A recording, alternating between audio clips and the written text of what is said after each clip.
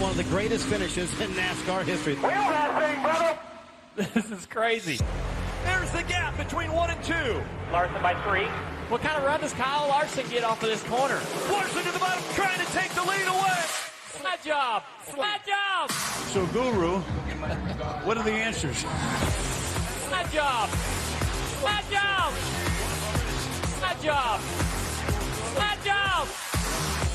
Slide job.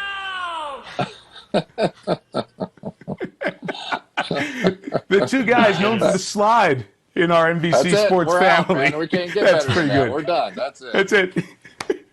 You're darn right. Cris Collinsworth and Dale Earnhardt Jr.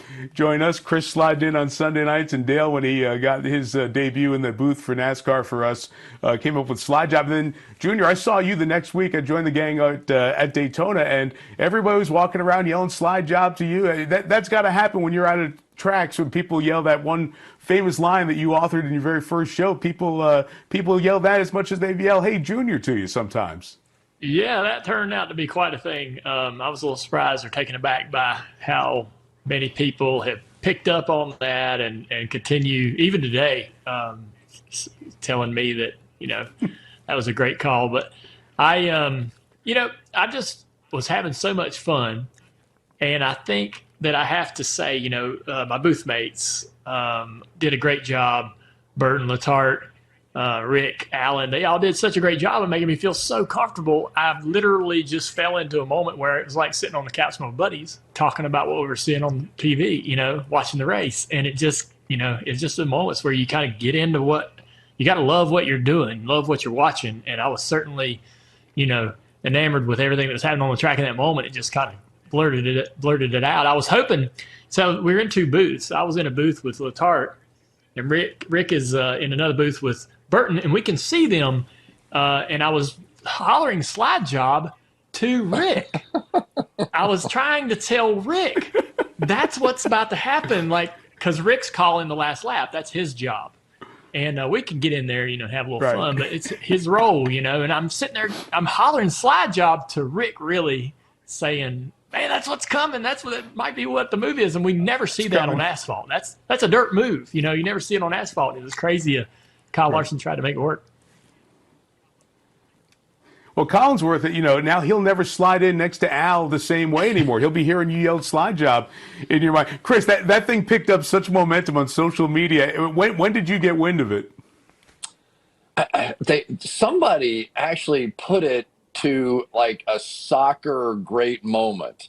And there was a bar, and God only knows where the bar was, but there was probably 10,000 people in this bar, and superimposed over, I assume, somebody scoring a game-winning goal in a World Cup match or something, was me sliding into the thing, and the crowd went crazy. I mean, just crazy, And so I'm so stupid. I have no idea about social media and what's going on. And so I'm sitting there and I'm watching it, and somebody shows it to me, and I was like, hey, I'm big time, man. This is good here. This is what it, and then they said, no, dummy, that was superimposed over the screen of the soccer game. But that was the first time I had no idea what was going on. But yeah, I hear a lot about my version of it too. Absolutely.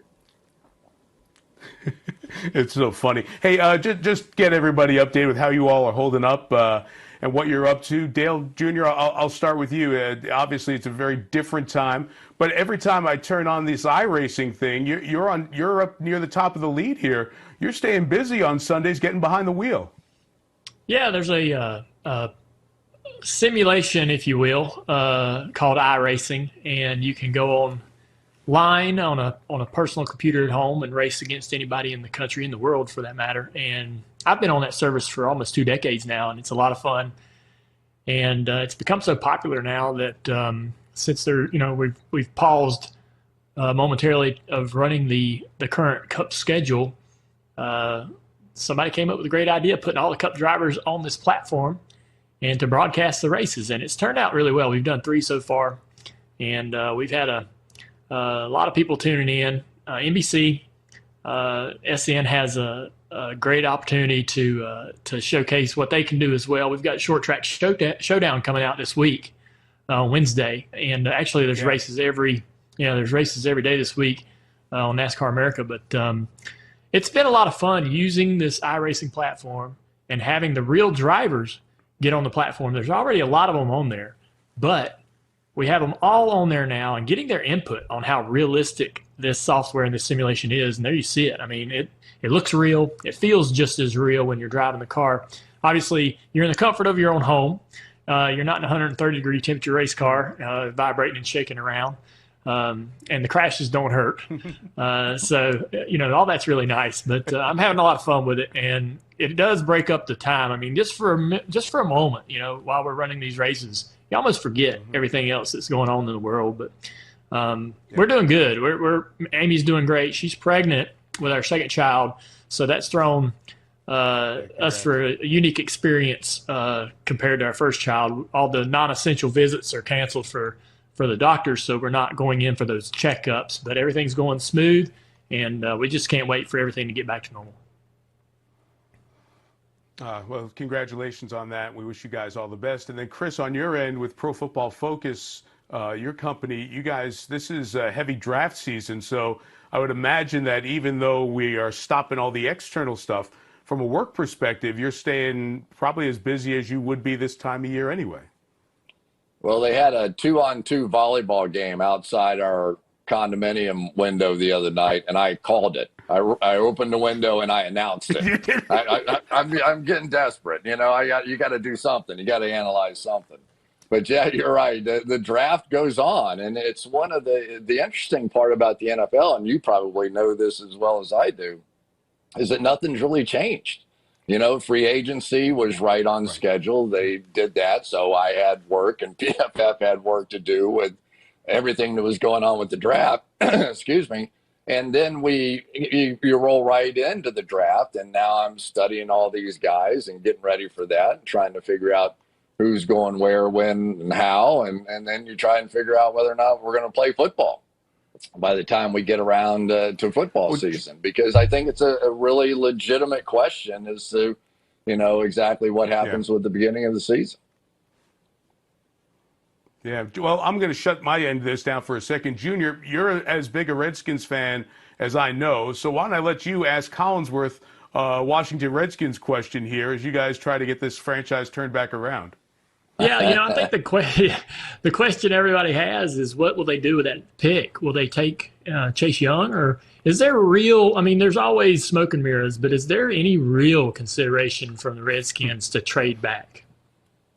Yeah, I think so, because of the value of that pick. If you want, and I've been practicing this, Tua Tagovailoa, that was not that good, but that was close. If you want that guy, you got time. Yeah, Tua. If you want Tua, you gotta jump up there somewhere, right? So a lot of people are assuming it's Detroit that they're going to make that trade with. But if I were the Washington Redskins and Daniel Snyder at this point right now, I would be telling everybody I could tell how much I love Tua.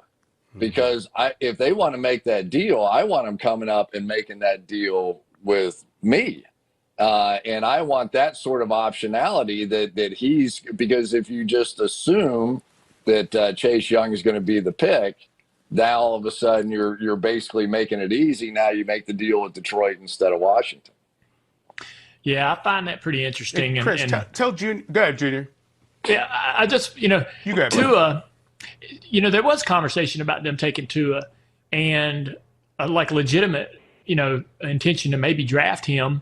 And I guess for Redskins fans and everybody out there, where do you think Tua is in his recovery from that hip injury? How do you know, right? And it's even worse this year because they can't get them on campus to have their own doctors take a look at them. And so it adds to the intrigue. You've got Dwayne Haskins, who was good last year. He had his moments. When you compare him to the other rookie quarterbacks that were playing, he was right in there, and that's going to take a little while for him to get up and running. But I think maybe the Chase Young question is a big one too. Is he really one of those Lawrence Taylor generational pass rusher kind of guys that you're going to feel awfully stupid if you trade them out. And I mean, conceivably, you could even trade back to 4 or 5, depending on how the rest of the draft ends up going, and still have a chance. You've got to think that the Detroit's probably going to try and get a cornerback. I don't know if they traditionally, Matt Patricia and Bill Belichick, they don't always base what they want to do around a pure edge pass rusher. And then what happens at 4? You don't know with the Giants. Do they end up taking one of those big tackles that are on the board that are great players? And so you don't know exactly how that. So could Chase Young fall? You could still get him at 5. I mean, that's what makes it fun, right? I mean, the draft is so great. Nobody knows. Nobody knows what's going to come out of this thing. If I had to bet my house today, I would guess Chase Young goes to Washington. That's who I think. Guys, we only have a few seconds, so like 20 seconds each. You're both multi-generational in terms of the family business. Dale, your granddad, your dad, obviously in racing. Chris, Jack, your son is on our team again here at NBC. We're so psyched about that. At a time of family, where family is so important, Junior, I'll let you go first. Then Chris, just a sentence or two about how much family really means to all of us, especially at a time like this when things have gotten so difficult for a lot of folks to deal with, and how that family spirit kind of helps us all get to tomorrow, day in, day out. Junior, go ahead. Yeah, I mean, nothing's greater for me than to go into Isla's bedroom in the morning. She's already in there in the mornings talking to herself, and this morning she was singing "Let It Go" from Frozen, and just, you know, she's just about to be 2 here in April, and so to be able to get up in the morning, go in there and get her out of bed, and spend the mornings and the rest of the day with her has been really great. I'm kind of made for this stay-at-home stuff. I was a bit of an introvert as it was, so I'm really enjoying the time I'm having with my family.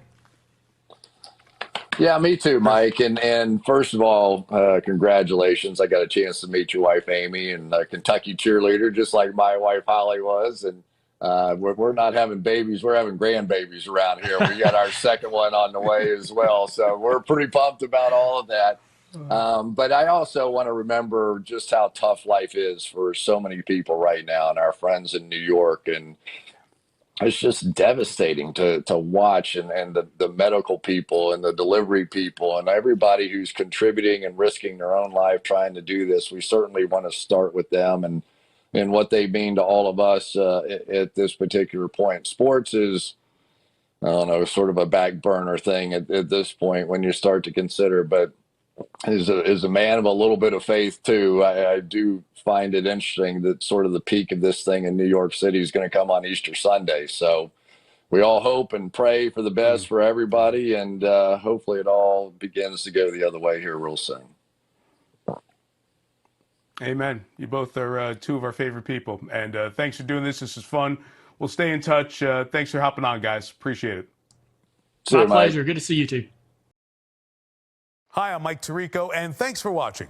Make sure to hit subscribe for the latest news and highlights from NBC Sports.